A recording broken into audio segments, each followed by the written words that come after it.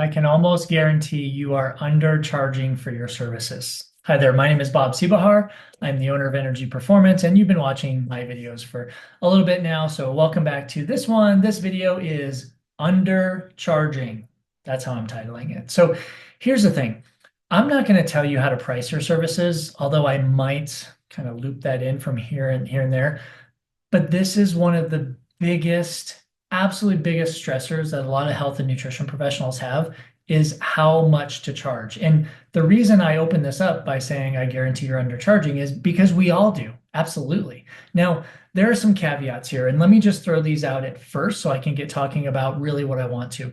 The first caveat is this. If you are just beginning your career as a health and nutrition professionals, it is fairly obvious that your rates will be less as you begin. That is just common. It's common knowledge. It's part of the journey for you because you have to develop the skills, you have to develop the knowledge, you have to develop the systems, which I talk about quite a bit, and watch my other videos for those, right? You have to develop all of those things before you can start charging more. Now, I do believe that younger individuals or those just getting into the field are still undercharging.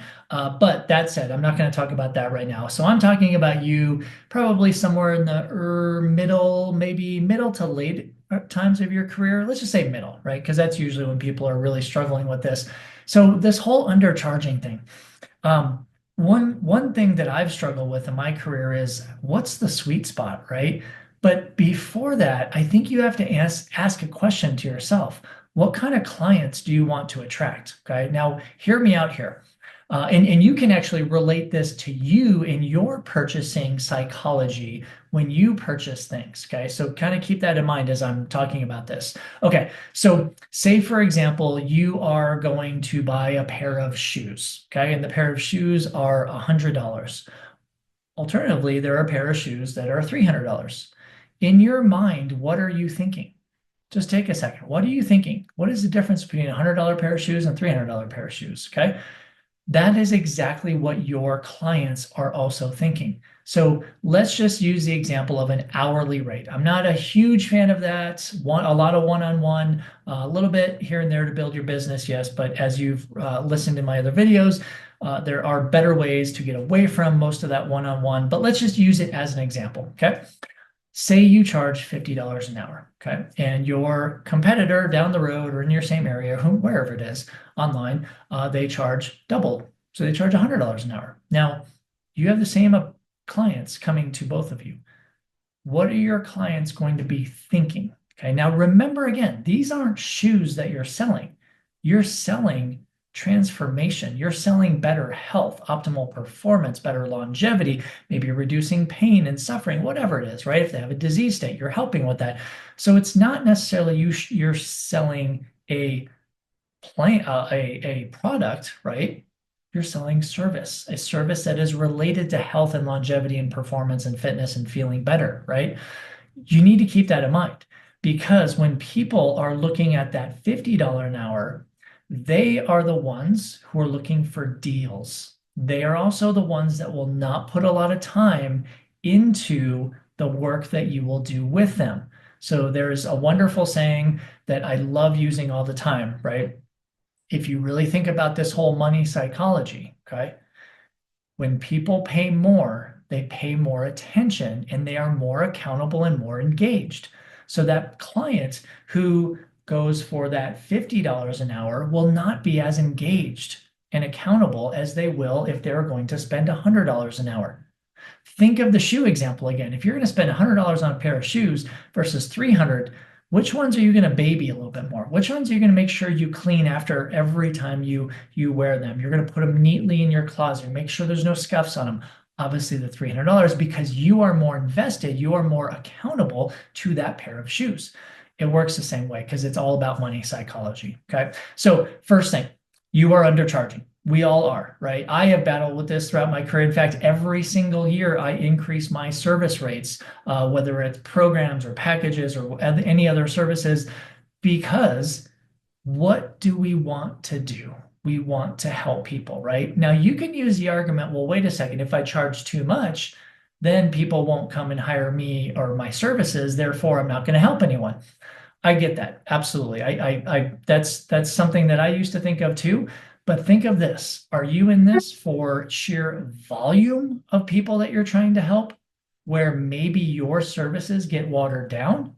Or are you in this to make a really trusting, lasting relationship with people to really impact their health, their nutrition, their journey in longevity and aging and fitness and you name it, right? So you need to think about it this way because the rates, the money, or the rates that you put in for your services or products are going to attract certain types of people.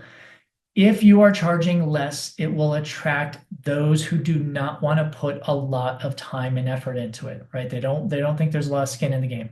If you charge more, you will get that, yes, higher paying client who actually cares more about their health, meaning they are willing to do the work with you on that journey. Okay. So that's the first thing I wanted to say. The second thing I want to say is this about the whole rates and pricing.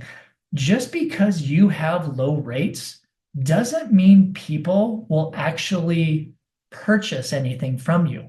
They might not hire you even if you have lower rates. And alternatively, just because you have higher rates doesn't mean that people won't buy from you, right? So I think as health and nutrition professionals, we think a lot of times we're thinking, "Oh my gosh, that's too expensive. I can't charge that. No way. No way. I won't get any clients." Here's another tip. If you don't feel good about the prices that you're setting, you will not be able to sell your services. So back to the shoe example, right? If I'm a shoe salesman and I'm in the same store, but I've got a $100 pair of shoes I want to sell you and a $300 pair of shoes, and maybe I'm commission, right? So I get more money for the 300. I'm going to do my best to sell you the $300 pair of shoes. But if I'm a little bit apprehensive about it, if I say, oh, you know what? These $100 pairs of shoes, I mean, these are fantastic. These look good. Oh my gosh, they fit you well. They look great on you. We could try these $300 pair of shoes, but I don't know how much difference they're going to make. They're a lot more expensive. The $100 ones look great on you. If I'm selling it like that, I will never sell that higher or better service, right? A higher price service. So it starts with you. You have to be very comfortable in saying, no, this $300 pair of shoes, this is the one. And here's why. Because the quality, because this, da, da, da, da, da, right? So you explain that, but you have to stand behind the pricing. You have to be comfortable. You have to be confident about your pricing. Far too many times, I mentor young health professionals, young nutrition professionals. We talk about this. And at the end of a conversation, they say, well, I don't know if I could ask for $100 an hour. Well, you know what? Then you're not going to. And that could be why you are not breaking through this financial ceiling that for some reason all of us set on ourselves because we're health professionals, nutrition professionals. Oh, we do this because we want to help people. Yeah, we do. But you also have to help yourself, right? Okay, so you have to be a little bit more willing to, and just a little play on the money psychology, you have to be willing to step up to the plate and say, this is why I'm worth this, right? This is why I'm worth $300 an hour or whatever it is, right? Okay, so remember, when we're looking at these things, setting pricing, another thing to do is when you're thinking about how much to charge for a service, for a product, for whatever it is, here's my tip for you. When you're in these planning processes, let's say it's $100, whatever, right? And you're like, okay, I'm thinking about $100. Okay. Add a zero to that. What? $1,000? Are you telling me I should charge $1,000? No, I'm not. This is purely fictitious. But here's what I'm saying.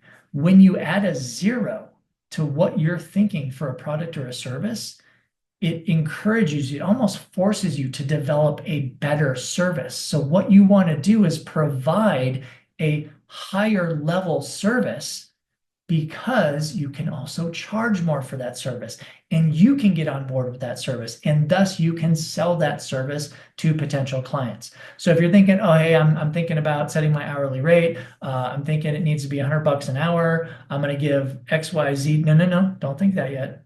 Stop. Think, okay, I'm thinking about it's going to be $100 an hour, but what if I made it $1,000 an hour? What would I do differently for that hour? What would I do differently in my approach to that client? Because that's how we should be thinking, because that's the value. When we think that we're going to have a higher price and that person is going to pay it and they're going to be more involved, more accountable, more interested, paying more attention to it, we can actually develop a better product. Go against the norm. People aren't doing this these days. Health and professionals are purely just setting oh, $500. My competitor does 450. I'm going to go 500. Maybe I'll go 350, right? No, no, no. Don't set your prices like that. Now, granted, some of this, of course, may be geographical if you have brick and mortar, but if you're online, forget about that, right?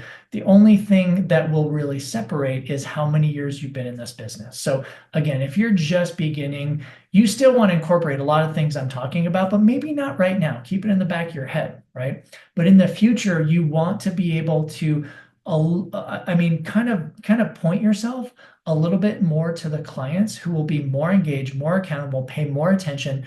And listen, it's just common knowledge. The way to do that is to spend more money. And if someone's going to spend more money on you, they are going to be part of your team. And I always call that. That's kind of the team and the approach and their journey for improving their whatever they want to improve with you. Okay. So when you think about that, think about these tips that I've given you. Okay. Replay this video a couple times because listen, the only thing that holds you back is your money psychology. I absolutely guarantee it. Stop comparing yourself to others, right? Look at your services, the value that you bring, and more importantly, how can you improve the value that you bring to your clients? All right, thanks for listening.